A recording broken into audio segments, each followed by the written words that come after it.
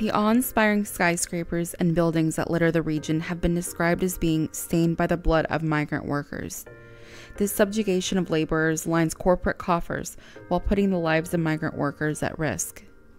The migrant laborers of the Persian Gulf travel from one world to another in order to provide for their relatives living back home. The data on the migrant labor population in the Middle East is staggering, with migrant workers making up over 95% of the region's workforce. There are estimated to be around 32 million migrants working in the Gulf. However, conditions for the workers are far from ideal. It's estimated that 600,000 of these migrants are the victims of forced labor.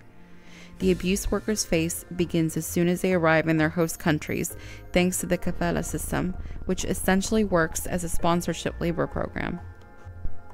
In Gulf states, for example, migrant workers have almost no control over their residency status, and if their sponsor accuses them of absconding from work, they're stuck inside a system that does not recognize their rights. If a worker leaves a job without permission from their sponsor, they can have their visa revoked and even end up detained or deported. This exploitative system turns laborers into blackmail victims. And if that wasn't enough, the physical and psychological abuse these workers face is even more horrific.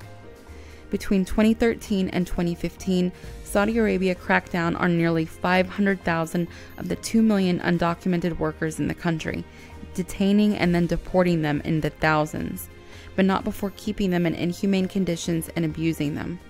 These conditions of abuse have helped build the very luxurious lifestyles many in the region enjoy.